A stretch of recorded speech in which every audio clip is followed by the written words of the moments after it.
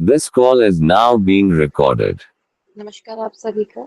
आज के स्तर में आज से हम अपना साइकोलॉजी का एक नया टॉपिक स्टार्ट करने जा रहे हैं।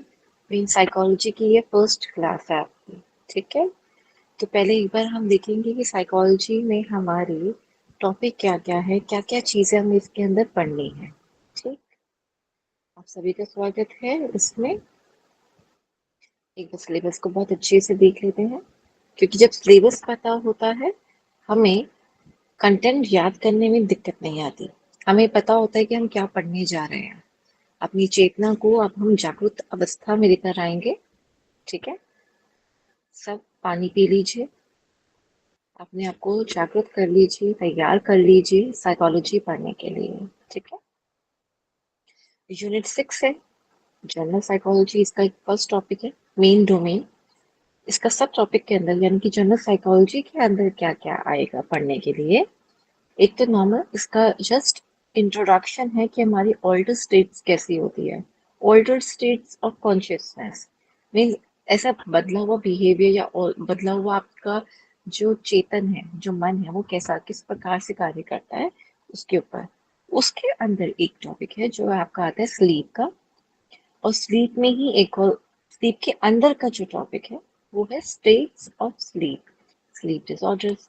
यानी कि जब हमारा कॉन्शियस माइंड जो है, सबकॉन्शियस माइंड की बात नहीं हो रही, कॉन्शियस माइंड जो है वो जब सो रहा है तब उसकी कैसे कैसे स्टेट्स हैं।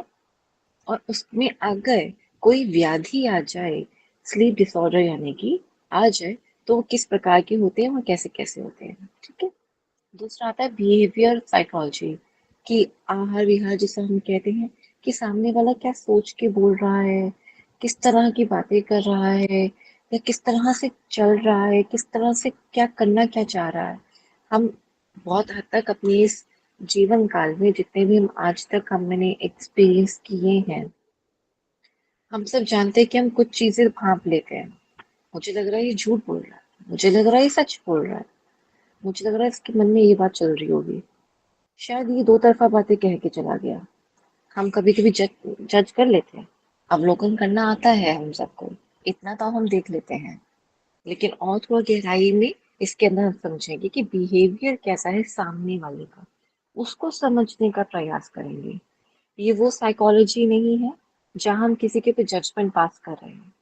ये हम अपने लिए पढ़ रहे हैं, अपनी ये नॉलेज को एनहांस करने के लिए पढ़ रहे हैं। ठीक है, तो इसमें हम कैसे ये नॉलेज एनहांस करने वाले हैं, किस तरह से सामने वाले के बिहेवियर को समझेंगे। Psychology as a science of behaviour.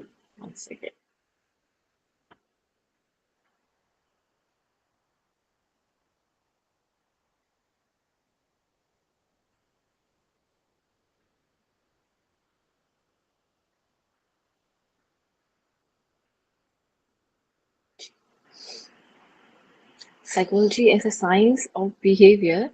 एक तो इसका कैसा बिहेवियर है सामने वाले का, वो किस तरह से कर रहे हैं, किस तरह से एक्ट कर रहे हैं, उसके ऊपर हम थोड़ी सी जजमेंट्स लगाने का प्रयास करते हैं।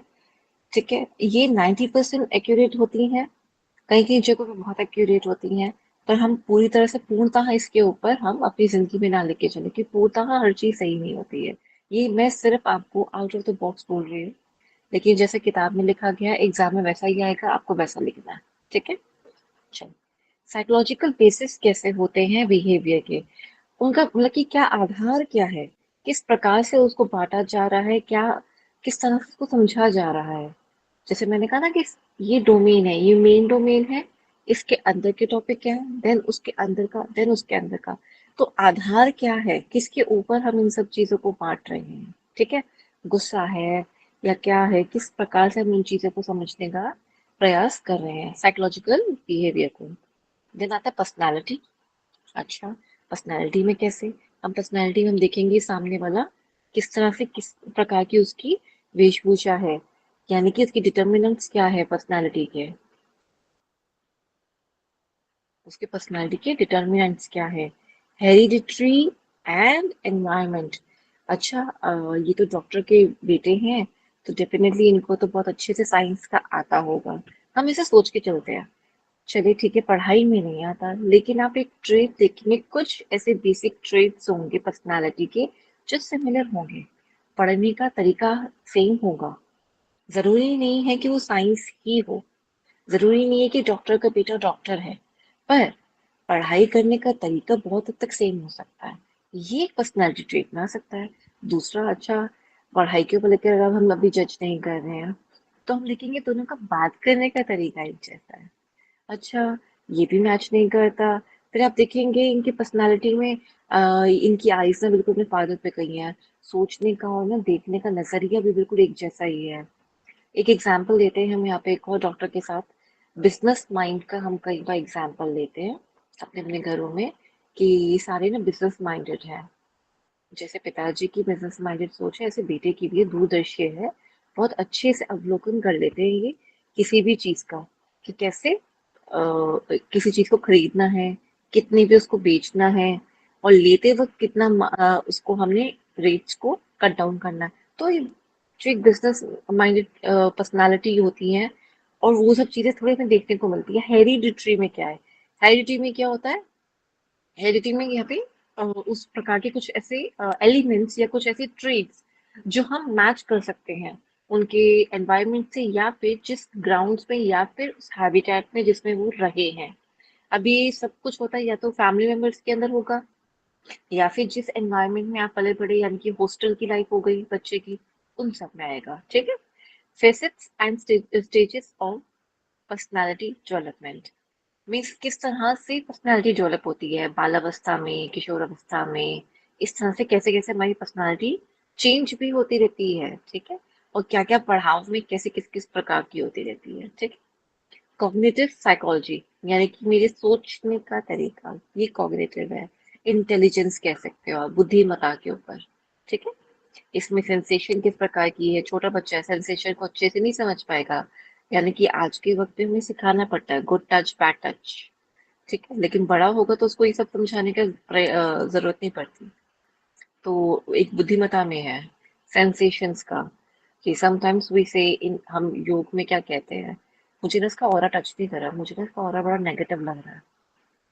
ये तो मैं थोड़ा दूर से बताया, सॉर्ट ऑफ सेंसेशंस के साथ का। कभी कभी कोई पास बैठा होता है, आप कहते हैं बातें तो बहुत अच्छी करी पर मेरे दिल को नहीं छुई, मुझे ना कुछ अच्छी वाइब्स नहीं आई इनके साथ। इस तरह से हम कहते हैं आपस में, बात करनी है इस प्रकार से। ठीक। फिर परसेप्शन, किसी के बारे में हम किस प्रकार की सोच या विचार धारणाएं हम किस प्रकार की रखते हैं उनके बारे में, या किस प्रकार सामने वाले की सोच और धारणाएं हैं। अटेंशन, यानी कि कॉग्निटिव लेवल पे ये बहुत इंपॉर्टेंट चीज है, अटेंशन। आप किसी भी चीज को कितने ध्यान से सुन रहे हो, ठीक है, या कितना ध्यान दे रहे हो, इसके ऊपर फिर से हम एक बार छोटा सा एग्जाम्पल लेके समझ लेंगे। अगर आप किसी से कोई वार्तालाप कर रहे हो, और वो फोन पे देख रहा है, आपकी बात को ठीक से नहीं ध्यान दे रहा, तो अटेंशन समझ आ गई ना, कि दैट सामने वाला का अटेंशन आपके ऊपर नहीं है, अपने काम के ऊपर ज्यादा है। वो आपकी बात को इतना महत्व नहीं दे रहे हैं। ठीक है। Attention word. ठीक है। मेमोरी में क्या आएगा? मेमोरी से आ गया, यहाँ पे हम इसको रिलेट करेंगे कि कोई कितना फेजेस में याद रखता है बातों को। जैसे कि हम बच्चे थे तो हम ये करते थे, पता है, हम वहां जाते थे, अच्छा तुमने तो ये वाला होमवर्क नहीं किया था, एक बार मेरा कॉपी किया। Sort of memories, the old memories and the new one. ठीक है। उसको चेरिश करना, वैसा वाला। Then learning, yes, very important. इसको मार्क कर लीजिएगा, ये बहुत ज़्यादा ज़रूरी भी है लर्निंग। ये आपका टीचिंग मेथड्स के अंदर भी आता है, कवर होता है। और मेमोरी और लर्निंग को दोनों को कंफ्यूज मत कीजिएगा। ठीक है। कभी कभी लगता है एक जैसा सा, नाम जरूर अलग है लेकिन मीनिंग में कभी कभी एक जैसा लगने लगता है। लर्निंग में क्या है, मेरे को कोई भी चीज़ सीखनी है, मैं उस चीज़ को, जैसे कि आज अभी इस वक्त आप कैसी लर्निंग करने जा रहे हो, आप उस पे कितना अपना बुद्धिमत्ता को, यानी कि अपने आप को, अपनी चेतन मन को किस तरह से आप लगा पा रहे हैं, आप याद क्या कर, याद नहीं, सीख क्या रहे हैं। ठीक है। इन सब की ना डेफिनेशन है और थोड़ा सा टाइप्स है, बहुत बड़ा नहीं है, इसलिए इसको सिंपल सिंपल करके चलिएगा। आज ही अपना सिलेबस एक बार लिख लीजिएगा, और इस सिलेबस के अंदर जैसे मैंने आपको अभी हल्का सा रिव्यू दिया है, ये रिव्यू जरूर लिख लीजिएगा। Those who are the first learners, जो पहली बार सीख रहे हैं, वो ऐसा जरूर कीजिएगा। अपने नोट्स आज से ही बनाइएगा, अभी इसी वक्त से, मतलब ये रफ रहेंगे। फिर में आप इसका बाद में अवलोकन करेंगे कैसे मुझे एक ही पेज पे बहुत सारे टॉपिक मेरे कवर होके कंपैरिजन के साथ या नॉन कंपैरेटिव स्टडी की तरह मेरे एक पेज के अंदर या ज्यादा से ज्यादा 2 पेज के अंदर मेरा साइकोलॉजी कैसे कंप्लीट होना चाहिए। वो वन लाइनर जो बनाना है आपने, वो आपका तभी बनेगा जब आप एक, जो क्लासेस आपकी हो रही हैं इसमें आप इसका अभी क्लास वर्क जितना कहते हैं ना, वो आपका होना जरूरी है। अभी ऑन स्पॉट आपके नोट्स जरूर बनने चाहिए, मीनिंग वर्ड का एकदम क्लियर होना चाहिए, तभी आप समझ पाओगे और वन लाइनर बना पाओगे। ठीक है, चलिए लास्ट टॉपिक इसका रहेगा मेंटल हेल्थ। मेंटल हेल्थ से इसका यहाँ पे इनका क्या तात्पर्य है। मेंटल हेल्थ से ये कहना चाह रहे हैं कि किस क्या क्या कॉजेज होते हैं, कॉन्सिक्वेंसेस क्या होते हैं मेंटल इफेक्ट्स के, मेंटल हेल्थ के, क्या क्या चीजें ऐसी हैं जो मन को थोड़ा दुखी करती हैं। कॉन्सिक्वेंसेस क्या होंगे अगर वो दुखी है। कॉन्सिक्वेंसेस ये हो सकते हैं कि सामने वाला बार बार या तो उस बात पे सोचता रहेगा, हो सकता है सुसाइड कर ले, हो सकता है खुश रहे, हो सकता है दुखी रहे, हो सकता है कि दोस्ती ही टूट जाए। किस प्रकार से उसका कॉन्सिक्वेंसेस किस तरह से रहते हैं। अलूफ रहना, आइसोलेट हो जाना किसी का, ठीक है, इनकी डिप्रेशन में चले जाना। इनका conflicts, sorry, causes and consequences of mental conflicts and frustration, किसके बारे में बात कर रहा है, कॉन्फ्लिक्ट्स के ऊपर बात कर रहे हैं एंड फ्रस्ट्रेशंस की बात कर रहे हैं। उसके कॉज क्या क्या है और उसके कॉन्सिक्वेंसेस क्या क्या हो सकते हैं अगर किसी को कोई मेंटल कॉन्फ्लिक्ट हुआ। मेंटल कॉन्फ्लिक्ट से मतलब क्या हो गया, जैसा सोचा था वैसा ना हुआ, या फिर मान लीजिए mentally the person is not happy क्योंकि आसपास कोई भी चीज उनके बिहेवियर उनके मुताबिक नहीं हो रही है, सब एक दबाव में उनको उनके साथ कुछ ना कुछ करवा रहे हैं। जैसे कि मान लीजिए मैं एक बहुत ही पुराना एग्जाम्पल ले रही हूँ, आज के वक्त में ऐसा नहीं होता पर ये दुखद एग्जाम्पल है ये, इसको थोड़ा सा समझने का प्रयास कीजिएगा, ऑफेंसिव नहीं है, सिर्फ समझने का प्रयास कीजिएगा। पहले के वक्त में जब शादी होती थी तो उनकी लड़कियों को इजाजत ले लेके हर काम करना है, मार्केट पे जाना है तो इजाजत लेकर जाना है, आप बिना परमिशन के बाहर नहीं जाओगे। कॉल भी इजाजत से होता था, चिट्ठी वो भी इजाजत से लिखी जाती थी, चिट्ठी वाला जब जमाना होता था तब। हर एक चीज के लिए, कार्य के लिए आप किस फंक्शन में क्या पहनोगे आपकी चॉइस नहीं है, घर वालों की चॉइस है। आपको अगर नीला पसंद है वो नहीं पहन सकते, घर में किसी को पसंद नहीं है। तो समवेयर यहाँ पे कॉन्फ्लिक्ट किस किस प्रकार का हो रहा है कि आप अपनी जिंदगी में अपनी मर्जी का नहीं कर पा रहे हो, इसलिए नहीं कि सामने वालों को पसंद नहीं, इसलिए कि आपको अलाउ भी नहीं है। ये अलाउ वर्ड जो होता है वो लड़कियों को उस आफ्टर मैरिज बहुत परेशान करता था, आज के वक्त में भी करता है। ये दुखद है कि आज के वक्त में भी ये स्थिति बनी हुई है। आज की स्थिति में भी हर चीज हर कार्य पूछ पूछ के ही करवाए जाते हैं या करे जाते हैं। ठीक है, सॉरी मैं इस चीज पे ज्यादा डिटेल में नहीं जाऊंगी, पर ये दुखद है। तो मेंटल कॉन्फ्लिक्ट्स बनने शुरू हो जाते हैं। इंसान बहुत सारे सपनों के साथ होता है वो पूरे नहीं हो रहे। ये मैंने एक सिर्फ एग्जांपल दिया, आप सिर्फ इसको समझने के लिए करेंगे। जब हम इसको पढ़ेंगे तो इसमें और एग्जांपल्स और तरीके की डेफिनेशंस आएंगी, तो उसको कंफ्यूज मत कीजिएगा, अभी सिर्फ समझा रही हूँ कि हम पढ़ेंगे क्या क्या। ठीक है, तो वो फ्रस्ट्रेशन इकट्ठी होनी शुरू हो जाती है बॉडी के अंदर।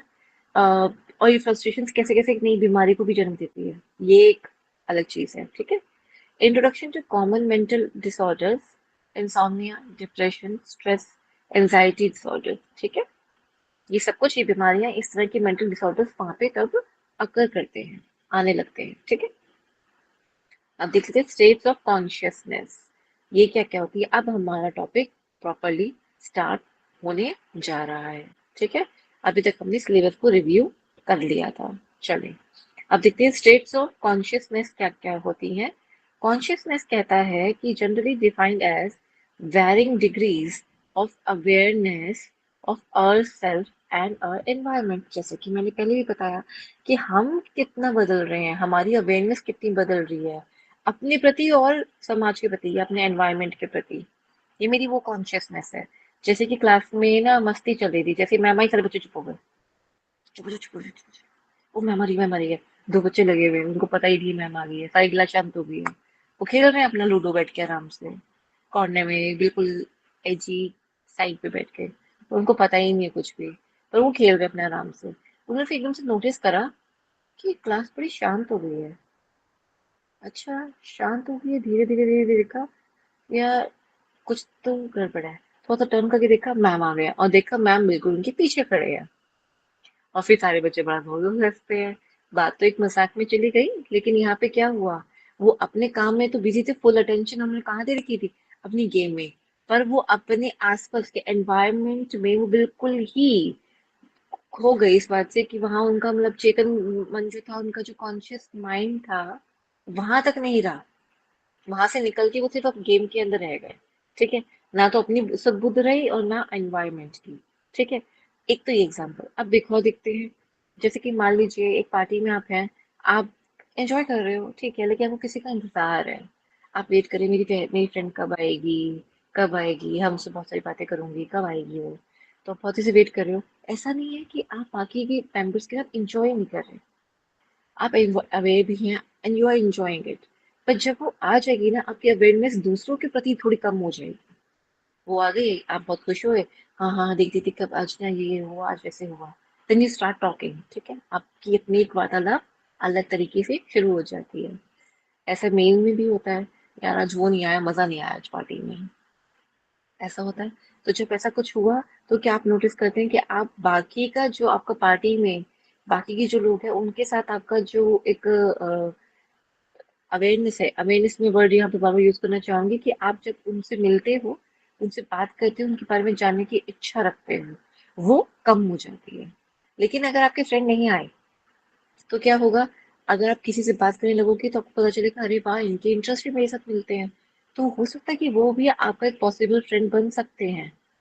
एक तो ये बात। दूसरा, आपकी अवेयरनेस बढ़नी शुरू हो जाती है और भी चीज़ों में, अच्छा डेकोरेशन बहुत अच्छी की हुई है, खाने में तो बहुत कुछ अच्छा है। अब दूसरे तरीके से अब आपकी अवेयरनेस का जो तरीका है, आपका जो विजन है, वो बिल्कुल डिफरेंट हो चुका है। लोगों के प्रति उठने बैठने का जो अब तरीका है वो बदल गया है। जब आपकी फ्रेंड आएगी, वो थोड़ा सा और बदल जाएगा, क्योंकि आप कॉर्नर में आ जाओगे। अब आप सिर्फ उससे बात करोगे, अब आप डिस्कस करोगे उसके साथ, देख यहाँ पे डेकोरेशन कैसी है, देखो खाना कितना अच्छा है, अच्छा आज उसने क्या पहना है, देखो उसको। तो अब आपकी अवेयरनेस क्या कर रही है, डिग्री ऑफ अवेयरनेस बदल गई ना। पहले आपने सिर्फ देखा था, अब सिर्फ दूसरों को नोटिस कर रहे थे, वो भी कुछ खास इंटरेस्ट के साथ ही। व्हेन योर फ्रेंड अराइव, वो आपके साथ आए, आपकी अवेयरनेस, आपका जो दूसरों को देखने का जो तरीका था, विजन है, वो भी बदल गया और थोड़ा गहराई में हो गया। एक अलग तरीके से देखने लगे आप चीजों को। ठीक। और इसका एक और एग्जांपल फिर देख लेते हैं। यहाँ पे ये डिग्री ऑफ अवेयरनेस यही है, अपने आप को लेकर और दूसरों को लेकर। अपने को बिल्कुल ठीक ठीक सीधा सीधा खड़े होकर बैठ जाना, कोई टीचर आ गई है तो, या फिर आपके आसपास आपके बॉस आ गए हैं, आप फटाफट से बिल्कुल चेतन हो जाएंगे, हाँ मैं हम मुझे काम करना है, आसपास कोई भी ऐसी चीज ना हो जिससे ये पता चल जाए कि I was not doing my work, मैं अपने काम पे नहीं थे। ठीक है, ऐसा ना पता चले। तो इसमें क्या कहना चाहते हैं ये, we shift from operating and automatic to task done with our full attention and concentration। ठीक है, एक ऑटोमेटिक यानी कि चल रहा है, ओके है, ऑल है, गुड है। अब हमने अपने आप को बदल दिया पढ़ाई के लिए। जैसे कि मैंने कहा, टीचर आई, अब देखा आप सब मस्ती कर रहे थे, इससे पहले अपने किताबें कुछ पढ़ रहे थे, नहीं पढ़ रहे थे, सब चल रहा था। लेकिन अचानक से आपने, मैम ने आए और पढ़ाना शुरू करा, आप सबने बहुत गहराई से उनको समझने का प्रयास किया। वो कैसे करोगे, फुल अटेंशन होगी सिर्फ तभी कर पाओगे। ठीक है, और कंसंट्रेशन कैसी होती है, कंसंट्रेशन का मतलब हमेशा ही यही होता है, जब आप सिर्फ उस चीज पे ध्यान लगाए लगाए बैठे हैं जो आपकी आंखों के सामने, जैसे कि मान लीजिए मैथ्स का क्वेश्चन चल रहा है, आप उसको देख रहे हो, अब आप किसी और चीज के बारे में नहीं सोच रहे, इसे कंसंट्रेशन कहते हैं। और जितनी देर तक हम इसको बना के रखते हैं, ये हमारा क्या हो जाता है, ध्यान की तरफ पहुंच जाता है, धारणा और ध्यान। ठीक है, करेक्ट, चलिए। अब तक सबको क्लियर है, प्लीज बताएं। Yes ma'am. Yes ma'am. धन्यवाद। चलें, आगे का देखते हैं एक बार। बायोलॉजिकल रिदम्स क्या होते हैं, बायोलॉजिकल रिदम समझना इंपॉर्टेंट है। एनाटॉमिकली, यानी कि जो हमारी बायोलॉजिकली हमें जिन चीज़ों को समझना है, जो आपका ह्यूमन एनाटॉमी है, उसके लिए उसकी सतह से हम समझे उसको, तो विजन अगर वैसा रखे तब भी हमें समझना जरूरी है। लेकिन जब हम योग आसन कराते हैं तो भी हमें समझना जरूरी है कि हम आसन करा रहे हैं। खाना खा रहे हैं तो समझना जरूरी है। टीवी देख रहे हैं तो भी समझना जरूरी है। मतलब कि हम कोई भी कार्य कर रहे हैं, वो हमारी बायोलॉजिकल रिदम के साथ मैच करता है या नहीं करता, ये देखना बहुत जरूरी है। ठीक है। तो ये रिदम क्या चीज है, क्या है ये रिदम? क्या यहाँ पे कहने का तात्पर्य, यहाँ पे वो सुर नहीं है, साज नहीं है, सरगम नहीं है, उसकी बात नहीं हो रही। यहाँ बात हो रही है एक साइक्लिक प्रोसेस की, यानी कि एक चक्र है। कैसा चक्र है? ये एक चक्र है हमारे शरीर का, अंदर का, हमारे बॉडी का इंटरनली एक चक्र है। ये क्या करता है, जैसे कि आयुर्वेद में आप सबने बेसिक लाइन में तो सबने पढ़ा ही होगा इतना, या सुना होगा। अगर अभी तक कभी भी आयुर्वेद नहीं पढ़ा तो इतना तो पता ही होगा आपको कि हमें खाना ना सुबह इतने बजे खाना चाहिए, दोपहर को इतने बजे खाना चाहिए, या शाम तक इतने बजे खा लेना चाहिए, रात में बिल्कुल खाना चाहिए अंधेरे के बाद। क्यों नहीं खाना चाहिए? इसलिए नहीं खाना चाहिए कि जब रात्रि होती है, जब अंधेरा हमारे आसपास बढ़ जाता है, तो हमारी बॉडी स्लीप की बहुत ज्यादा चलने लगती है। हमारे ऑर्गन्स जो हैं वो अपने उस लेवल के हॉर्मोन्स को सिक्रीट अब नहीं कर रहे हैं। जब रात होती है, कोई खाना खा ले अगर, तो उसके जो हॉर्मोन्स हैं उसके सिक्रेशन तो बेचारे को करना पड़ेगा। जो ऑर्गन्स, बॉडी के अंदर ऑर्गन्स हैं, लीवर को अपना कार्य करना पड़ेगा, पैंक्रियास को करना पड़ेगा, गॉल ब्लैडर को करना पड़ेगा, ये सब एक्टिवेट हो जाएंगे। जो हमारे इंटेस्टाइन के जितने भी ग्लैंड्स हैं वो एक्टिवेट हो जाएंगे, वो जूसेस रिलीज करेंगे। स्टमक के अपने ग्लैंड्स हैं वो एक्टिवेट हो जाएंगे, वो भी जूसेस रिलीज करेंगे। ठीक है, एसिड रिलीज करेंगे मतलब। तो ये सब कुछ वो रिलीज करेंगे, खाना खा रहे हो तो करेंगे। पर ना वो ना एक अच्छे से सुस्ती में बैठे थे बेचारे, नींद में थे, आपने जगा दिया, चलो चलो उठो उठो, मैंने पाव भाजी खानी है, घर में पाव भाजी बनी है, चलो चलो उठो उठो उठो, पिज्जा खाना है, आज किसी की बर्थडे पार्टी पे हम, उठो उठो उठो, आज हम कोल्ड ड्रिंक पियेंगे, आज मेरी फ्रेंड मिली है, उठो उठो उठो, आज हम मूवी देखने आए, पॉपकॉर्न खाएंगे और कोल्ड ड्रिंक पियेंगे और नाचोस खाएंगे मूवी हॉल में, मतलब थिएटर में बैठ के आराम से, वो सिनेमा हॉल में बैठ के आराम से खाएंगे, उठो उठो उठो उठो। आप अपनी बॉडी के ऑर्गन्स को उठा रहे हो, पर ये गलत है। क्यों गलत है? उनका टाइम भी है सोने का। क्यों सो रहे हैं वो सो नहीं रहे एक्चुअली, वो काम तो कर रहे हैं, पर वो अपना या तो फ्लश आउट कर रहे हैं, टॉक्सिन्स को निकाल रहे हैं, और या फिर जो वो आप खाना आपने खाया था उससे जो एनर्जी मिली, एनर्जी का मतलब क्या है, उससे जो हमें पोषक तत्व हमें मिले, उन सबको उनके कार्य या उनकी निर्माण स्थान जो है उनका, निर्मित स्थान जो है वहां तक उनको पहुंचाने का कार्य हो रहा होता है। अब ये कार्य जो होता है इंटरनली हर सेल का अपना अलग अलग होता है। सेल का अलग अलग होता है मतलब हम सब जानते हैं हमारी बॉडी में बहुत सारे सेल हैं, हर ऑर्गन का अपना एक सेल होता है। ये सब जानते हैं आप कि हर ऑर्गन का अपना एक सेल होता है। Yes ma'am. जी। तो जैसे कि हार्ट का अपना एक सेल, लीवर का अपना एक सेल, ठीक है, पेनक्रियास का अपना एक सेल, ये सब भी ना, ये सेल को भी तो रिपेयर होना है। ये जो ऑर्गन्स है इनको भी तो अपनी बॉडी में से, मतलब अपने अंदर से, अब लीवर अपने में एक बॉडी हो गया, बॉडी के अंदर बॉडी हो गया, आपकी बॉडी है उसके अंदर एक लीवर एक ऑर्गन है, पर वो now this is acting as a different body. कैसे डिफरेंट बॉडी कैसे एक्ट करेगा, वो फ्लश आउट करेगा, बहुत सारे टॉक्सिन्स को बाहर निकालेगा। उसका जो कार्य चल रहा है इस टाइम पे, वो उस कार्य को आप डिस्टर्ब करते हैं जब कोई कुछ खाते हैं या कुछ पीते हैं, जब समय निकल गया उसके बाद। ठीक है। जब आपको बहुत नींद आ रही हो, आपको जबरदस्ती खाना खाने के लिए कहा जाए, या तो आपके हाथ से कुछ गिर जाएगा, नहीं तो आप थोड़ा कम च्यू करके अपने बस उसको निगलने का प्रयास करोगे फटाफट, कि जल्दी खत्म करके सोता है, बहुत नींद आ रही है, आंखें बंद है, पर बस हम रोटी के साथ दाल को टच करके खा रहे हैं, और लास्ट में क्या कहते हैं, नहीं खाना मम्मी, दाल नहीं खाने का, मैं बहुत नींद आ रही है, आप प्लेट थोड़ा सा अलग करके बेड पे जाएंगे और बस सो जाएंगे, या फिर बेड पे बैठे बैठे खा रहे होंगे तो प्लेट को अलग करके आप वहां पे जगह बनाकर सो जाएंगे। क्या ऐसा होता है जब नींद आ रही होती है? एग्जैक्टली बॉडी भी ऐसा करती है। हालांकि वो अपना कार्य बीच में नहीं छोड़ती है, पर आप उसे कार्य करने की क्षमता में नहीं छोड़ रहे हो। वो कर रही हो, जबरदस्ती अपना काम करेगी, जबरदस्ती जूसेस बनाएगी, पर हर जाना भी फिर उस बॉडी को भुगतना होगा। जो बॉडी ऐसा करवाएगी उस बॉडी को उसका हर्जाना भी भुगतना होगा। इसका दूसरा एक और चीज समझते हैं बायोलॉजिकल रिदम्स के अंदर। जब भी अब नींद का जो टाइम है आज के टाइम में, हर कोई, अभी तक तुमने खाने से समझा, ठीक है, अब इसको एक दूसरी चीज से समझते हैं। रात का टाइम है, रात का टाइम सोने का बना है। इस टाइम इन लोग या तो मूवी देखेंगे, आज के टाइम में social media it's very handy, उसको स्क्रॉल करेंगे, उसको देखते रहेंगे सारा दिन, और सारी सारी सारी रात देखते रहेंगे उसे, फिर 3 या 4 या 2 बजे जाके सोएंगे। इसमें क्या हुआ, आपने अपने आंखों को आराम नहीं दिया। इससे आपकी आई का पावर भी बढ़ना शुरू हुआ। क्यों पावर बढ़ना शुरू हुआ? ऑप्टिक नर्व को डार्कनेस में आराम आता है। जितना गुप्त अंधेरा होगा, ऑप्टिक नर्व उतना ज्यादा आराम पाएगी। आप उसको आराम नहीं दे रहे हो।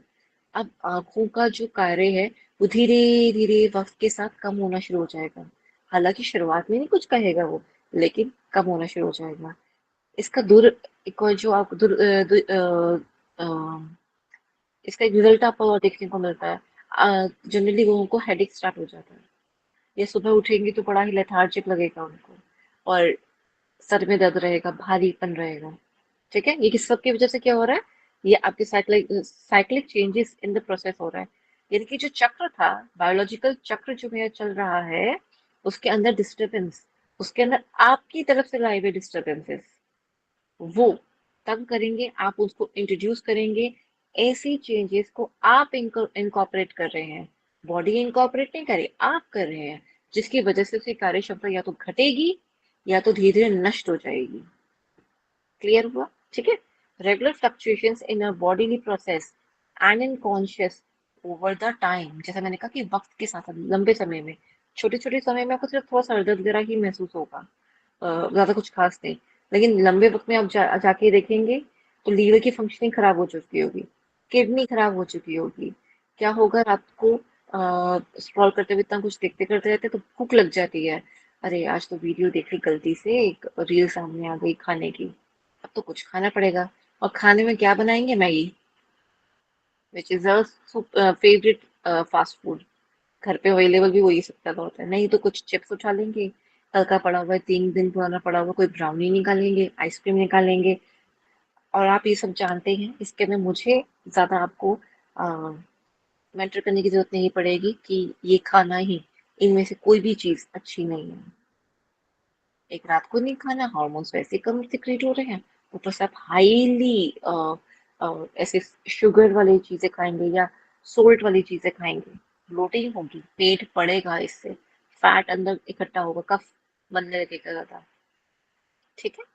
सर्काडियन रिदम क्या होते हैं? सर्काडियन रिदम इसी का ही पार्ट में आता है। वैसे सर्काडियन रिदम का मतलब होता है cyclic changes in bodily process occurring with a single day.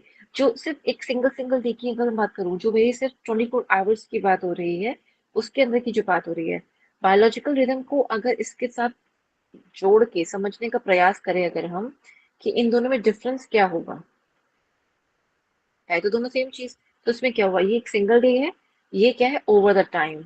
इसके अंदर एक और चीज को समझ लीजिए, जैसे कि यहाँ पे होता है हमारी ब्लड की साइकिल जो होती है। मैं एग्जाम्पल की सिर्फ दे रही हूँ ताकि आपको याद रहे, आप सब ह्यूमन एनाटॉमी पढ़ के आ चुके हैं, इसलिए सिर्फ एग्जाम्पल दे रही हूँ। ठीक है। सिंगल डे में क्या हुआ, सर दर्द हो गया, ओवर द पीरियड क्या हो गया, थोड़ा सा एनीमिक टाइप हो गया। क्यों क्यों हो गया एनीमिक टाइप? क्योंकि अब बॉडी में आप कम पौष्टिक खाना डाल रहे हो। दिन में, रात में जागते हो, दिन में सोते हो, और फिर से रात में खाना खाते हो, और फिर से वही सॉल्टी और बहुत ज्यादा शुगरी खाना खाते हैं। एक्सट्रीम शुगर या कैफिनेटेड चीजें आप लेते हैं, या कार्बन वाली चीजें लेते हैं। कार्बोनेटेड ड्रिंक्स होती है ना, soda, these are the carbonated drinks. जैसे कि कोल्ड ड्रिंक की बात कर रही हूँ, नाम नहीं लूंगी कौन सी कोल्ड ड्रिंक, पर आप समझ जाएंगे। उसके अंदर शुगर बहुत ज्यादा होती है, फिर वो कार्बोनेटेड भी होता है, उसका कार्बन डाइऑक्साइड एक्सट्रीम लेवल पे होती है। कार्बन डाइऑक्साइड अगर बॉडी में ज्यादा हो जाएगी तो क्या होगा, इंसान की याददाश्त खत्म होनी शुरू हो जाएगी। वो पास्ट में ज्यादा रहेगा, प्रेजेंट में कम रहेगा, और फ्यूचर की तो सोच ही नहीं रहने वाली उसके पास। Over the period of time body को ये सारे सारे चेंजेस मेंटली मिलेंगे। और जो नुकसान बॉडी में हो रहा होगा कोल्ड ड्रिंक से, नीज में पेन, डाइजेशन पुअर हो गया, और या किसी को डायबिटीज है, शुगर का भी प्रॉब्लम स्टार्ट हो गया, गॉल ब्लैडर स्टोन बन गए, किडनी स्टोन बन गए, रात को बैठ के नॉनवेज खा रहे हैं, तो ये सब कुछ क्या है, आप उसको डिस्टर्ब कर रहे हो। सर्काडियन रिदम में कहना सिर्फ ये हो गया, रात को यार पार्टी थी, नींद पूरी नहीं हुई, बहुत थका थका लग रहा है, नहीं जाना आज ऑफिस, छुट्टी करनी है। ये क्या है? सर्काडियन रिदम के अंदर आपने डिस्टर्बेंस लाए थे, वो था। योगी कैसे होते हैं? रात्रि हुई, अपना रात्रिचर्या किया, यानी कि क्या करना था उसके अंदर मुझे, इसके अंदर मैंने अपना जो प्राणायाम करना था, जो मैंने छोटा सा त्राटक करना था, जो मैंने परमात्मा का नाम लेके नाम जाप करके, या जैसे भी सबकी अपनी अपनी क्रिया होती है, ऐसे मैंने करना था, और मैं वो करके नहीं सो पाए, तो उनको अगले दिन क्या लगेगा कि मेरा कल कल रात को जो मैंने नहीं किया उसका भुगतान वो कर रहे होंगे। उनका शरीर जो है अंदर से खुला हुआ महसूस नहीं होगा, वो आगे की क्रिया नहीं कर पाएंगे। और एक योगी बहुत जल्दी फ्रस्ट्रेट होता है इससे। एक नॉर्मल इंसान जो होता है वो कोप अप करता है, वो नींद नींद में रहेगा, लेकिन एक योगी को अपनी सारी दिनचर्या या अगली दिनचर्या को फिर से चैनलाइज करना उसके लिए मुश्किल हो जाता है। ठीक है? वो कभी भी इस तरह की चीजें, यानी कि ऐसा ओवरनाइट पार्टी है या कुछ भी ऐसा है, वो इस तरह का उनकी बॉडी अफोर्ड नहीं करती। ठीक है? या फिर अगर आप कहें कि अगर एक कोई योगी है, उन्होंने अपनी बॉडी को इतनी क्षमता प्रदान करी है, इतनी कैपेसिटी प्रदान करी है कि अब वो रात्रि में बैठ के भी कार्य कर सकते हैं, लेकिन कभी कभी, कभी कभी। ठीक है? Daily cycles occur in the production of various hormones, core body temperatures, etc., BP, etc. Daily cycles के अंदर क्या आ गया हमारा, यानी कि सर्काडियन रिदम जो है हमारी बॉडी का, उसमें बहुत सारे हमारे हार्मोनल चेंज के बारे में बात कर रहे हैं। कुछ हार्मोन्स का सिक्रीशन, जैसे मैंने कहा रात को खाना खाया, क्या खाना खाया उसके अकॉर्डिंगली हार्मोन्स सिक्रीट होंगे। कोर बॉडी टेम्परेचर, यानी कि हाइपोथैलेमस के अंदर भी और हमारी बॉडी के अंदर कोर बॉडी टेम्परेचर हमारा फ्लक्चुएशन में आना शुरू हो जाएगा। ठंडी या गर्म या आप कहेंगे आसपास का जो एनवायरनमेंट है वो आप बहुत जल्दी अडेप्ट नहीं कर पाएंगे, उसके अंदर धीरे धीरे चेंजेस आने शुरू हो जाएंगे। ठीक है? जैसे कि इसका एग्जाम्पल धीरे धीरे क्या डेली बेसिस बताती हूँ। रात को देर से सोए, ठीक है, मूवी देखे थे या कहीं भी गए, अगले दिन ऑफिस है, अब आपका मन तो चेतन में है नहीं, बॉडी भी थोड़ा सोना चाहती है, और जो बॉडी सोना चाहती है ना, तो उसे ठंड ज्यादा लगेगी। ठीक है? उसको बॉडी को थोड़ा ठंड ज्यादा लगेगी, वो रिलैक्स मूड में ज्यादा रहेगी। अब वो आसपास का जो टेम्परेचर चल रहा है ना उसके अकॉर्डिंग अपनी बॉडी वैसे अपने को ढालने का प्रयास करेगी। आपको थोड़ी थोड़ी ठंड लगेगी, आपका मन करेगा मैं थोड़ी सी ना कुछ या तो कॉफी पी लूं या कुछ ओढ़ लूं, कुछ ऐसा मन करेगा। लेकिन जब आप जागृत अवस्था में होंगे ऐसा कुछ नहीं हुआ, आपने रात को अच्छे से नींद ली, आप नेक्स्ट डे आए फ्रेश हो गया है, अब आपका जो बॉडी में ब्लड सर्कुलेशन है बिल्कुल परफेक्ट है, आप जागृत अवस्था में हैं, आप जाएंगे सीधा अपने डेस्क पे बैठेंगे और काम करेंगे। यही होता है। इसे कहते हैं ना कि किसी की एनर्जी बिल्कुल चुस्त, बिल्कुल ऐसे खड़े में आप, जैसे कि आर्मी में जवान खड़े होते हैं वैसे वाला। ठीक है? इसे इसको हम बॉडी टेम्परेचर से मैं सिर्फ रिलेट करने के लिए बता रही हूँ। समझ रहे हैं आप बात को? ठीक है? और क्योंकि हमारा बीपी में भी धीरे धीरे चेंज आ चुका होगा, रात को सोए थे तो यार ऑफ कोर्स आप एक्टिव स्टेट में थे उस टाइम पे, तो ब्लड सर्कुलेशन भी ज्यादा था, बीपी भी थोड़ा ज्यादा होता है, कोई मूवी ऐसे देख ली, कुछ भी कर लिया, और आपने उसको थोड़ा जैसे मैंने कहा सॉल्ट ज्यादा ले लिया, कम ले लिया, उससे भी फर्क पड़ता है। शुगर लिया, अगेन मैंने कहा, तो ये सब चीजें हार्मोनल लेवल पे चेंज करती हैं क्या? सिर्फ नहीं, ऑल ओवर द बॉडी बहुत सारे चेंजेस लेकर आती है, तो टुकड़ों में आपको यहाँ बता दिया गया है। ठीक है? सुपर कास्मेटिक न्यूक्लियस, अब ये क्या चीज होती है? मुझे ऑप्टिक काइस्मा कोई बताएगा क्या होता है?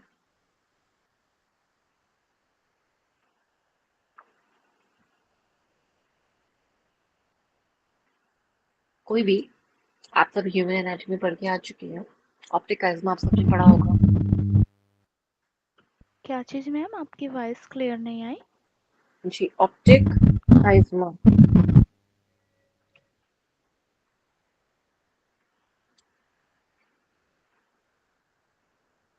चलिए कोई नहीं, ये मैं आपको छोटा सा समझा देती हूँ। ये थोड़ा सा जो मैंने टॉपिक पूछा है वो आपका है, रिलेट करता हुआ ह्यूमन एनाटॉमी से।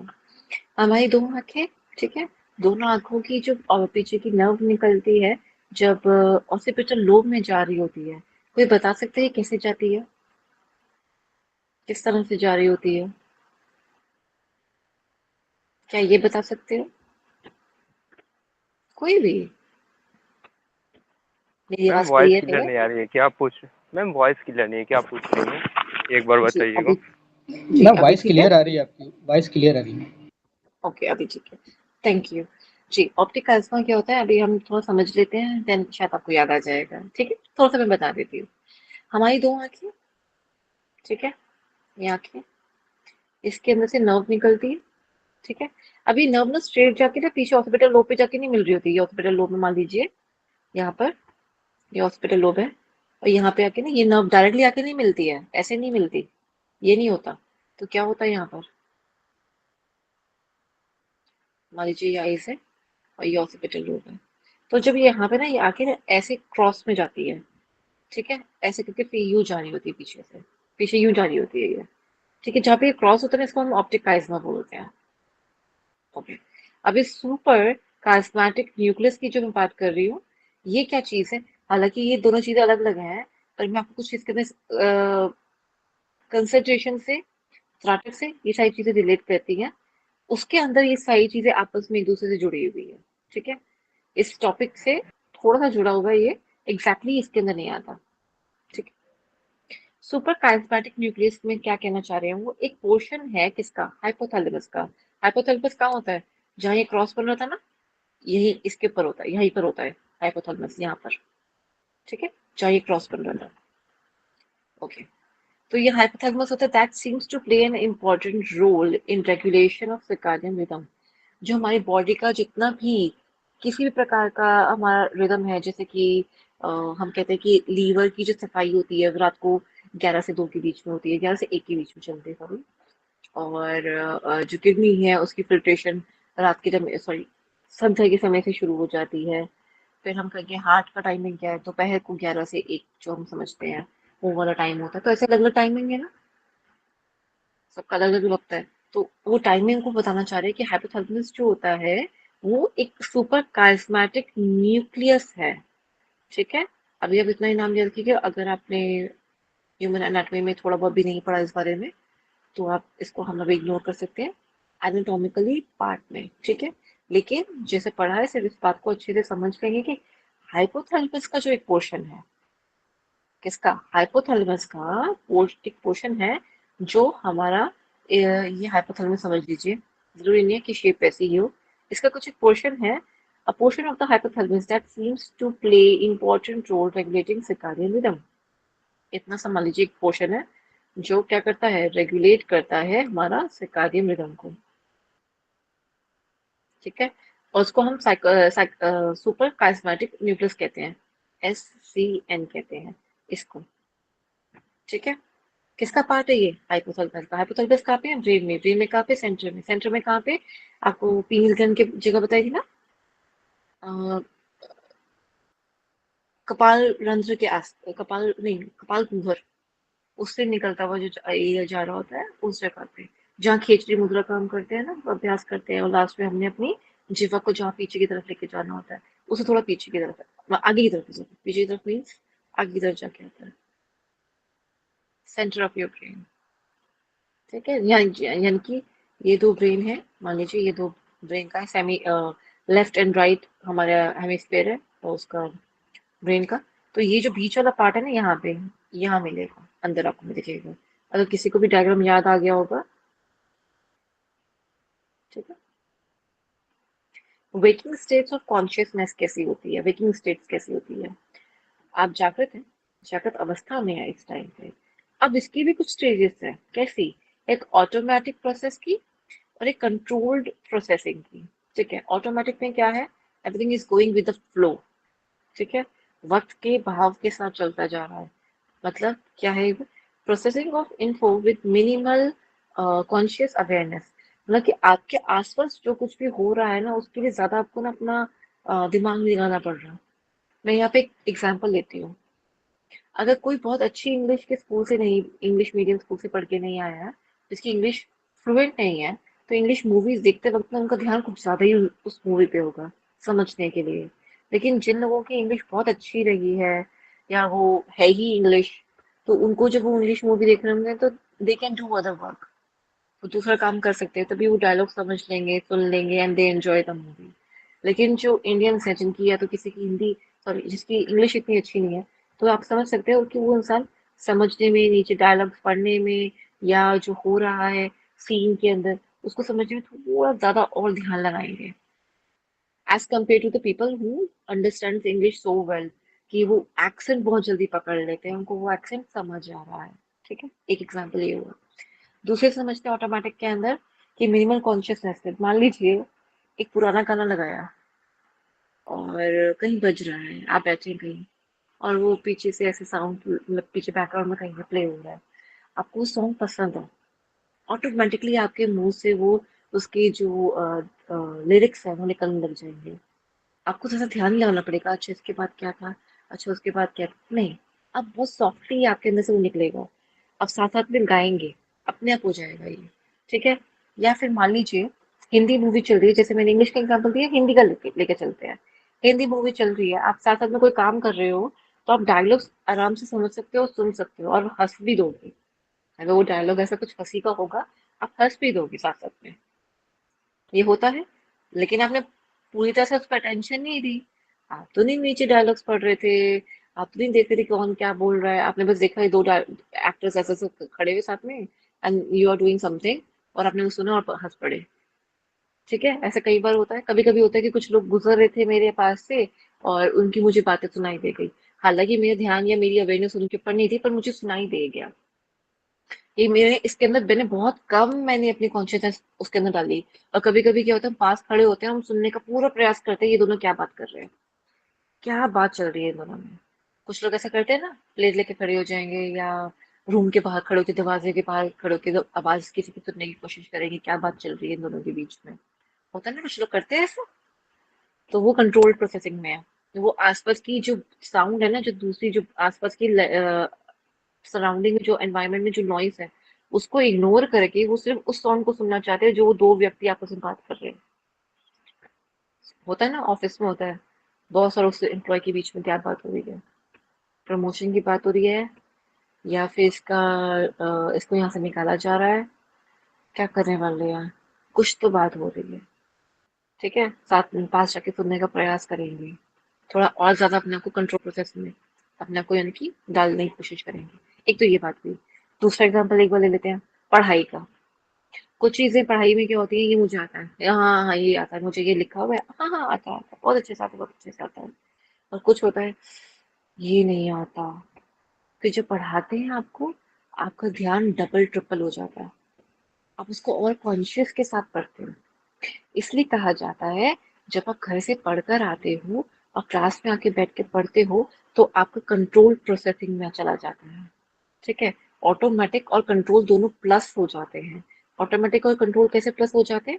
जैसे ही मैम ने कोई एक ऐसा वर्ड बोला, आपको ये तुरंत याद आया कि मैंने यहाँ पे, मतलब सॉरी, आपको तुरंत याद आएगा कि आपने वो वर्ड पढ़ा था और उस वर्ड में कुछ था।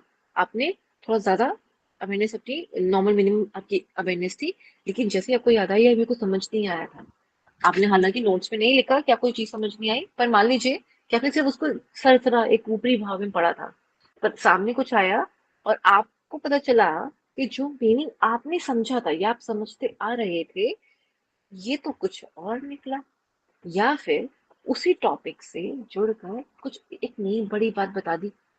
अभी तक तो अच्छा जा रहा था, 2+2 4 होता है, आज तो कुछ अलग ही चीज समझाने का प्रयास हो रहा है क्लास के अंदर, डिवीजन है या मल्टीप्लिकेशन है, कुछ भी समझ लीजिए। तो आपका ध्यान क्या हो जाएगा, आपका ध्यान आपका कंट्रोल प्रोसेस में चला जाएगा। आप फ्रेंड की कोई बात नहीं सुनेंगे, आसपास क्या हो रहा है वो शोर में आपका ध्यान नहीं जाएगा। आप बहुत कॉन्शियस हो जाएंगे और सिर्फ टीचर की बातें सुनेंगे। इसका एग्जाम्पल एक और समझ लेते हैं। कभी कभी क्या होता है, कोई आपको डांट रहा है, कोई आपको मान लीजिए कोई वार्तालाप चल रही है, आप नोटिस करेंगे, अगर कोई बहुत जरूरी सूचना वाली बात है, कोई अनाउंसमेंट चल रही है, आप सब क्या करते हो, आपका एक कान आगे हो जाता है। आपका एक कान आगे हो जाएगा, या तो आपकी आंखें बंद करके आप सुनोगे, या फिर आपकी आंखें भी उस तरफ उस ध्यान में चली जाएंगी कि क्या हो रहा है। एक और चीज का एग्जाम्पल लीजिए यहाँ पर, आपको ज्यादा समझ भी आएगा और कभी नहीं भूलोगे इस बात को। आपको मान लीजिए कोई दुर्गंध आई, आप वीडियो देख रहे थे, कोई आपको थोड़ी सी दुर्गंध आई, सूंघने का काम तो नाक का होता है, लेकिन आप अपनी अगर कोई ब्लूटूथ लगा रखा है कुछ भी, आप फटाफट साइड में रखोगे और फिर से सूंघने के प्रयास करोगे। और सूंघकर पता लगाने की कोशिश करो कि ये चीज हुई क्या है, जला है या कोई अच्छी महक आ रही है किसी चीज की। अब लेकिन कार्य किसका था? कार्य तो नाक का था। इसमें ब्लूटूथ उतारना यानी कि अपने कानों को या अपनी कान की जो कर्ण इंद्रियां हैं उसको सचेत करने का क्या तात्पर्य था इसके अंदर? तात्पर्य ये था कि आप डिस्टरबेंस नहीं चाहते थे कोई। ठीक है, आप एकाग्रत होना चाहते थे कि ये क्या हो रहा है, किस चीज की है, तो दुर्गंध है या फिर सुगंध है। दोनों में आप अवलोकन कर रहे हैं, सुगंध है तो आपको लगा रहे हैं वाह बहुत अच्छी बात है, नहीं तो आपको लगेगा अच्छा परफ्यूम है ये, मतलब कोई आया है घर में, कुछ ऐसा कुछ भी। दुर्गंध है तो आप यहीं जाएंगे क्या हुआ है, कहीं पे तार जल रही है, कुछ खाना जला है, क्या हुआ है, तो आप देखेंगे उठेंगे ना, तो कंट्रोल प्रोसेसिंग में चला जाता है। तो ये कंट्रोल प्रोसेसिंग में दोनों में हम बचपन से देखते आ रहे हैं, पढ़ते समय क्या होता है और खेलते समय हमारी कैसी रहती है। अब आते हैं स्लीप पे। This is very very very very important. Why this is important? एक, इसको समझना थोड़ा मुश्किल है, और साथ ही साथ इसको कुछ टेक्निकल वर्ड्स है इस वजह से समझना मुश्किल है। पर इसको पहले हम इजी लैंग्वेज में समझेंगे, देन धीरे टेक्निकल लेवल में जाएंगे। ठीक है, अभी आज इसको थोड़ा सा देख लेते हैं, कल थोड़ा डीप में देखेंगे और मतलब आगे के टॉपिक को। ठीक है, स्लीप। स्लीप क्या है? निद्रा क्या है? निद्रा निद्रा कैसी अवस्था होती है? Sleep is a state of reduced mental and physical activity. ना तो दिमाग कोई काम कर रहा है, ना तो शारीरिक तौर पे कोई काम कर रहा है। इन विच कॉन्शियसनेस इज ऑल्टर्ड, यानी कि अब जो आपका चेतन मन था ना, अब इसकी अवस्था बदल गई है। किस किस ने आप लोग यहाँ पे उपनिषद पढ़ लिए आप सबने? No ma'am. एक भी नहीं पढ़ा या अभी चल रहे हैं? स्टार्ट नहीं हुए मैम अभी। स्टार्ट नहीं हुआ है, ओके ठीक है। इसमें आपका एक उपनिषद आएगा, मेन उपनिषद के अंदर इसमें आएगा एक मांडूक्य उपनिषद। ठीक है, उस उपनिषद के अंदर नहीं, मांडूक्य नहीं, मुंडक उपनिषद है। ठीक है, उस उपनिषद के अंदर ना आएगी हमारी चार अवस्थाएं। ये चार अवस्थाओं को मैं यहाँ पे रिलेट करके बताऊंगी। वो उपनिषद है और ये यहाँ पे हमारी मॉडर्न साइंस है। दो चीजों को हम रिलेट करके पढ़ेंगे। इसमें हीलिंग कहीं आप सबने पढ़ा होगा, सुना होगा कि वो रेकी करती हैं, वो हीलिंग करती हैं। ये भी आप समझेंगे यहाँ पे कैसे होता है। कैसे होता नहीं है समझोगे, पर आपको ये समझ आ जाएगा कि कुछ वो चीजें जो कर रहे हैं वो कहाँ से रिलेट हो रही है। ठीक है, ये भी थोड़ा थोड़ा अब आपको समझ आएगा यहाँ पर। ठीक है, तो कॉन्शियसनेस क्या होती है? जब हम ना तो मेरा दिमाग काम कर रहा है इस टाइम पे, वो भी निद्रा में है, आराम कर रहा है, और जो फिजिकल है शारीरिक तौर पे भी कोई काम नहीं कर रहा। पर क्या अंदर बॉडी के अंदर काम नहीं चल रहा? क्या दिल नहीं धड़क रहा? फेफड़े हमने काम नहीं कर रहे? क्या पाचन क्रिया में जो जो खाया था आपने, कुछ भी अगर रह गया, क्या वो कार्य नहीं हो रहा? वो भी चल रहा है। ठीक है, साथ ही साथ लीवर काम नहीं कर रहा, वो भी कर रहा है। ठीक है, क्योंकि सारी सारी सेल्स जो है ये सारे कार्य करते रहेंगे, तभी तो ये ऑयल, न्यूट्रिशन और ये सब कुछ बनाएंगे। और रिप्रोडक्टिव ऑर्गन्स के अंदर आप देख लीजिए, वहां सेल को बदलना है उन्होंने, मतलब आगे उनका म्यूटेशन होना है ताकि वो प्रॉपरली अपनी साइकिल में बने रहें। चाहे वो मेंसेस की साइकिल होती है तो वो अपनी साइकिल चलते रहेंगे। तो ये अपने अंदर चल रहा है ना सब कुछ। कोई किसी को कुछ कह रहा है? नहीं कह रहा। आप जब सो रहे हो तो ये सारे कार्य जो हो रहे होते हैं, जो होने चाहिए, अब वो अंदर से हो रहे हैं। पर बचपन से कह लीजिए या पतंजलि योग सूत्र में भी समझ लीजिए, वहां पे भी निद्रा के बारे में बात करी गई है। अब वो कह रहे कि एक ऐसा मन है, एक ऐसी अवेयरनेस है जो आप सो रहे हैं तब हो रही होती है। अब ये किस प्रकार की है उसके बारे में बात होने जा रही है। ठीक है, सेंसरी एक्टिविटीज जो होती है ना, वो होती है, वो इनहिबिट हो जाती है to a certain extent. Inhibit हो जाती है मतलब से क्या हुआ यहाँ पर?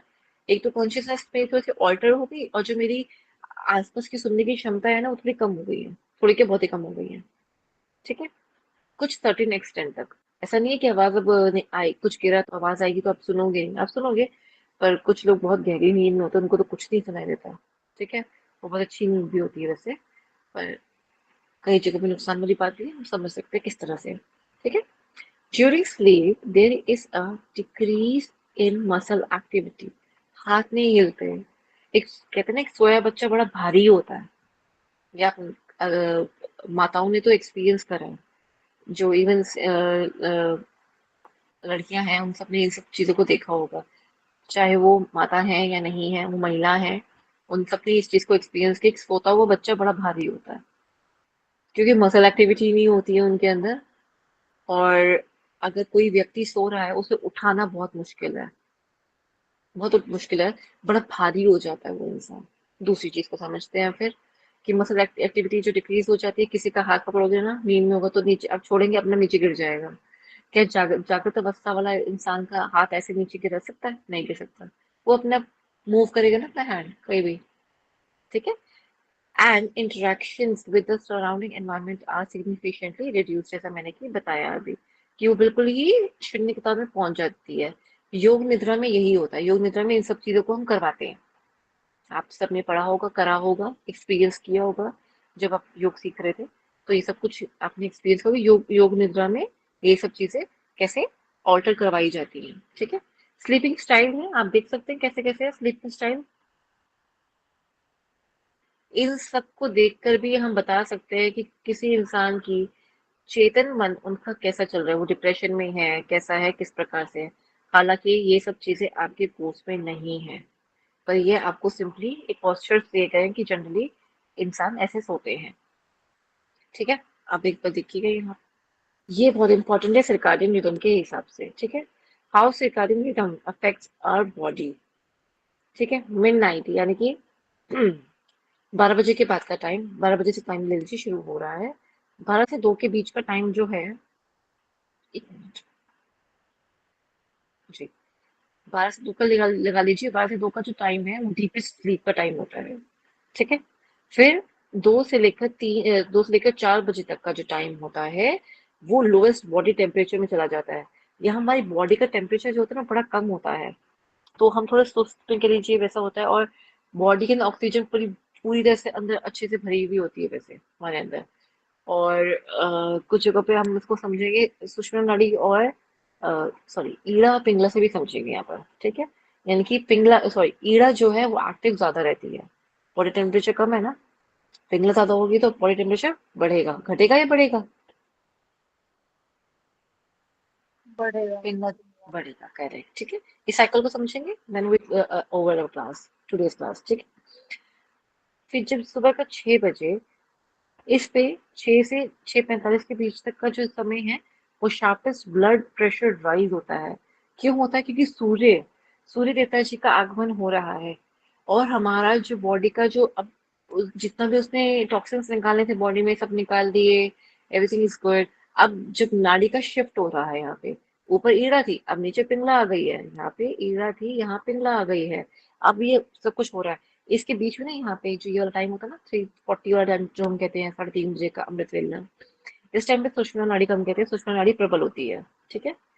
इसलिए इस टाइम पे कुछ भी मांगे या कुछ भी करे तो वो हमारा जल्दी पूरा होता है। या जो आजकल लॉ ऑफ अट्रैक्शन की बात होती है, कुछ भी इस तरह की जो चीजें होती हैं या योगी जो करते हैं वो सबसे ज्यादा इस टाइम पे को यूज करते हैं, 3:30 वाला टाइम को, ठीक है। 3:30 वाला टाइम जो होता है दे use the most.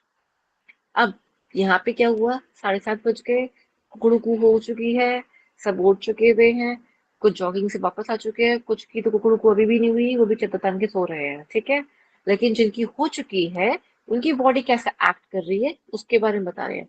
Melatonin secretion stops, यानी कि नींद अब पूरी तरह से अंदर से जा चुकी हुई है। ये नॉर्मल केस की बात हो रही है, यौगिक लोगों की बात नहीं हो रही है, ठीक है। 10 बज चुकी सुबह की हाईएस्ट अलर्टनेस है। इस टाइम पे क्या होता है, सुबह में आप देखेंगे जो ऑफिस का भी टाइमिंग आप नोटिस करेंगे वो अर्ली मॉर्निंग का नहीं होता, वो 9 या 10 बजे शुरू होता है। 10 to 6 की शिफ्ट होगी, 9 to 5 की शिफ्ट होगी, इस तरह की शिफ्ट चलती है, सॉरी 9 to 6 की शिफ्ट चलती है, ठीक है ना। या 10 to 7 की शिफ्ट चल रही होगी, इस प्रकार से शिफ्ट चलती है। तो क्यों चल रही होती है? क्योंकि उनको पता है कि ये टाइम जो होता है हाईएस्ट अलर्ट होता है, इंसान बहुत एक्टिव होता है इस टाइम पे। वो खा पी चुका, सब कुछ कर चुका है, अपनी दिनचर्या के बहुत सारे कामों को कर चुका हुआ है, प्लस उसको तब दिन दिख रहा है, और सूर्य की जो अवस्था है वो भी काफी प्रबल हो चुकी हुई है, ठीक है। अब आ गई दोपहर, दोपहर के टाइम पे क्या होगा, आई एम सॉरी, दोपहर के टाइम से लेकर यहाँ पर देखिए 10 बजे से लेकर 2:30 बजे तक का जो टाइम होता है बेस्ट कोऑर्डिनेशन का होता है। इसमें अगर प्राणायाम करा जाए तो बहुत अच्छे से लाभ मिलता है उसका, प्राणायाम का। एक हृदय को बहुत आराम मिलता है, और इस टाइम पे खाना भी जो हम खाते हैं वो भी इसी टाइम का ही टाइम, मतलब यही वो समय होता है खाना खाने का। इसमें टीवी मत देखें, साथ में सोशल मीडिया को यूज ना करे खाना खाते हुए, ताकि बॉडी का जो कोऑर्डिनेशन है वो बेस्ट है इस टाइम पे, आपस में मिलजुल के वो काम कर रहे हैं। ठीक है, आप कह सकते हैं कि ऑर्गन्स आपस में बातें कर रहे हैं, खुशी खुशी इकट्ठे बैठे हुए। ठीक है, 3:30 जो होता है फास्टेस्ट रिएक्शन टाइम होता है। What is the fastest reaction time means anything you want to do or you want to complete, this is the best time, either this or either this. यहाँ पे कोई कार्य आया है उसकी प्लानिंग के लिए बेस्ट होता है, और यहाँ पे कोई कार्य है उसको खत्म करने का होता है। ठीक है, ऐसा आप अच्छे से समझने के लिए हम उसको कर सकते हैं अभी। ठीक है, फिर आता है नियरली 5 PM तक क्या होता है, greatest cardiovascular efficiency and muscle strength. यहाँ मैंने प्राणायाम किया था, वो थका हुआ था, मतलब अपनी जो कहते हैं ना टॉक्सिन्स को फ्लश आउट करने का जो उसका कार्य चल रहा था, या उसको रिलैक्सेशन का टाइम चाहिए था, वो उसने गेन कर लिया। अब यहाँ पे वो पूरा तरोताजा हो चुका होगा 5 बजे तक। ठीक है, इस टाइम पे भी एक्सरसाइज करी जा सकती है, लेकिन बहुत ज्यादा ना करवाएं, पर करी जा सकती है। वो अपनी फुल स्ट्रेंथ में होता है, जैसे हम देखा ना कि शाम के समय में लोग योग करते हैं या एक्सरसाइज करते हैं, तो ये अच्छा टाइम है। इस टाइम पे अगर आप वॉक पे निकलें या एक्सरसाइज करें या योग करें, ये बहुत अच्छा टाइम है। ठीक है, अच्छे टाइम में से एक है, अच्छा टाइम नहीं, अच्छे टाइम में से एक है। ठीक है, फिर आता है 6 बजे का वक्त हो गया, फिर 6:30 हाईएस्ट ब्लड प्रेशर, इस टाइम पे प्राणायाम करना चाहिए। जो ये संध्या का जो टाइम आता है, जो ये ढलता सूरज होता है, इस टाइम पे आप देखेंगे हाई ब्लड प्रेशर है। जब उग रहा था, जब उदय हो रहा था, तभी शार्पेस्ट ब्लड राइज था हमारा। ठीक है, और यहाँ पे भी हाईएस्ट ब्लड प्रेशर है, दोनों टाइम पे ही ब्लड प्रेशर हमारा हाई रहता है, चाहे सूर्य उदय हो चाहे सूर्य अस्त हो रहा है। आप ऐसा याद करेंगे, दोनों ही समय में पूजा अर्चना करी जाती है। क्या ये आप जानते हैं? क्या ये भी आपको याद है कि हम इस टाइम पे सूर्य की उपासना भी करते हैं? क्या ये भी आप सबको सबको समझ आ रहा है? क्यों उपासना कर रहे हैं? ताकि अपना थोड़ा काम डाउन कर सके हैं, जो इफेक्ट्स हैं बॉडी में पिंगला के या फिर सूर्य नाड़ी के, आप समझ सॉरी उष्णता के, उसको थोड़ा कम करने की कोशिश करेंगे, प्रयास करेंगे तो थोड़ा कंट्रोल करने की। ठीक है, आउटबर्स्ट ना हो। तभी कहते हैं कि इस टाइम पे कार्य कम करो, नाचो गाओ कम। इस टाइम पे आपके घर में रोशनी जगानी चाहिए जब अंधेरा हो रहा होता है। उस टाइम पे आपको थोड़ा सा मेडिटेशन करना चाहिए, थोड़ा आराम करना चाहिए ऐसे टाइम पे। ठीक है, फिर 7 PM होता है, हाईएस्ट बॉडी टेम्परेचर होता है। बॉडी का टेम्परेचर जो का वो हाईएस्ट लेवल जा चुका, क्यों भी? क्योंकि यहाँ पे तो हाईएस्ट ब्लड प्रेशर था ना, इसी वजह से। ठीक है, अब मेलाटोनिन स्टार्ट हो चुका है 7 PM के बाद सिक्रीट होना। जब मेलाटोनिन का टाइम आ गया सिक्रीट होने का, इसका मतलब ही सिंपल सा ये है कि बाकी के हार्मोन्स अब कब निकलेंगे, उनका सिक्रीशन कम होगा। तो खाना जो खाना था ना, वो इस टाइम पे खा लो, खाना है तो। ठीक है, इस टाइम तक खाना फिनिश हो जाना चाहिए आपका। ये तो मैंने आपको अभी बीच में बताया, वैसे तो होता है ये वाला टाइम 5 बजे वाला, 5 से 6 के बीच का जो टाइम है ना, ये वाला, ये आपका सही एक्चुअल टाइम है खाने का, डिनर का मतलब, खाने का मतलब डिनर का। किसका? डिनर का। लास्ट ये वाला जो होता है ना, 5 to 6 PM का बेस्ट टाइम है। उससे ब्लड प्रेशर हाई हो जाएगा, ब्लड प्रेशर हाई होगा तो मीन्स खाना जल्दी पच के पूरी बॉडी तक पहुंचेगा, ग्लूकोज अच्छे से पूरी बॉडी में आपका हर कॉर्नर के अंदर पहुंचेगा, अलर्टनेस आपकी अच्छी हो जाएगी, बॉडी टेम्परेचर राइज कर गया उस जगह पे। तो बॉडी टेम्परेचर जो राइज करेगा in a good way, these things are very healthy. इसके बाद अगर खाना खाओगे तो डेफिनेटली अब बॉडी का जो एक रिदम है, जो एक चक्र है, जो इसका जो काल है जिस तरह से वो चल रहा है, उसको आप खुद डिस्टर्ब कर रहे हो। ठीक है, आज के लिए हम इतना ही रखेंगे। क्या यहाँ तक किसी भी बच्चे को कुछ भी समझ नहीं आया? अगर नहीं आया तो प्लीज बताएं। यहाँ तक कोई भी ऐसे कोई भी टॉपिक आपको जो लगा हो कि नहीं मुझे नहीं समझ आया, अगर आया तो भी बताओ, नहीं आया तो भी बताओ। प्लाज्मेटिक न्यूक्लियस क्या है, एक बार और इसे डिफाइन कर दीजिएगा। जी, आपके पास बहुत कम आ रही है बेटा। मैम, सुपर हाँ जी, प्लाज्मेटिक न्यूक्लियस है SCN, उसको एक बार और डिफाइन कर दीजिएगा। सुप्रा, ये super charismatic nucleus. Yes ma'am.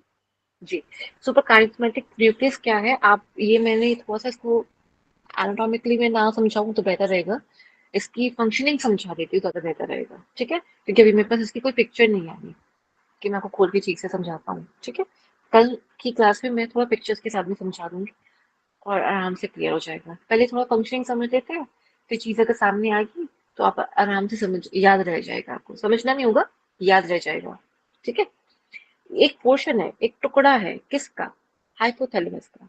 Hypothalamus का, ये एक हाइपोथैलेमस था, मैंने सिर्फ एक ऐसी शेप ले ली है, ये एक हाइपोथैलेमस है, मान लेते हैं हम। ठीक है।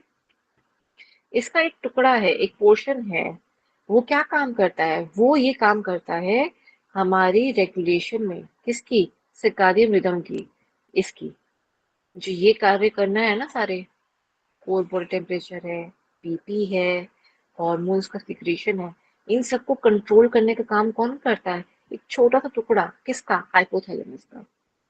इसको हमने नाम दे दिया SCM। अभी क्लियर? Yes ma'am.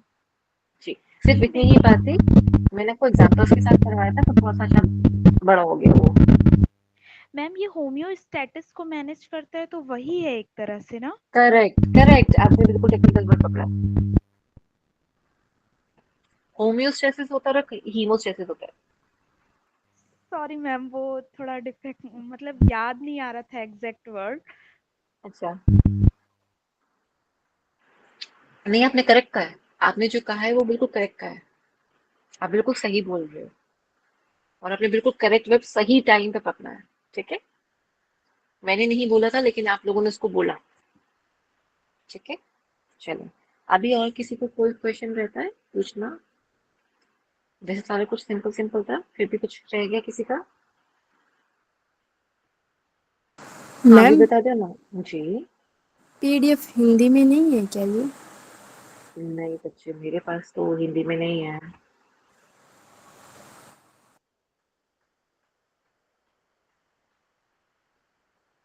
MGY से कौन जुड़े हुए हैं इस टाइम पे? ओके, हम सबको लीव करना होगा क्लास को वाइंड अप करने के लिए। ठीक है। सीमा जी, आप लास्ट प्रेयर करा देंगे प्लीज? Yes ma'am. जी।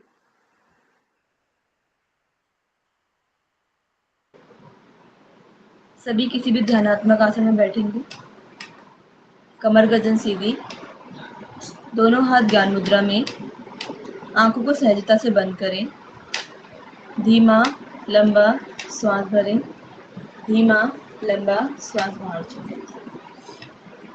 सर्वे भवन्तु सुखिनः, सर्वे सन्तु निरामया, सर्वे भद्राणि पश्यन्तु, मा कश्चित् दुःखभाग् भवेत्। ॐ शान्तिः शान्तिः शान्तिः। ओम। दोनों हाथ नमस्कार मुद्रा में लेकर आए, दर्शन करें, चेहरे को गर्माहट देते हुए स्माइल के साथ अपनी आंखें खोल लीजिए। धन्यवाद। धन्यवाद सीमा जी। आप सभी से मेरी एक छोटी सी रिक्वेस्ट है, अ, अगर नेक्स्ट टाइम से जब भी आपकी क्लास होती है, आप ये जनरल श्लोक जो आप बोलते हो, आप इसको हटा के आप सभी ये संकल्प लें अपने अंदर। क्या संकल्प है? कि जो आपके श्लोक या मंत्र आपके उपनिषद में आ रहे हैं, श्रीमद् भगवत गीता में है, या फिर पतंजलि योग सूत्र में है, उसको याद करने का प्रयास करें, उसको बोलें। जितना वो वाले आप श्लोक बोलेंगे, क्योंकि ये वाले एग्जाम में नहीं आएंगे, एग्जाम में वो वाले आएंगे, उसे आप कोशिश कीजिए कि ओपनिंग प्रेयर में उसे यूज कीजिए, एंड प्रेयर में उसी को यूज कीजिए। ठीक है। आप सबके लिए बेनिफिट की बात है ये। ठीक है। चलिए, कल मिलते हैं आप सभी से। नमस्कार। Thank you ma'am. धन्यवाद।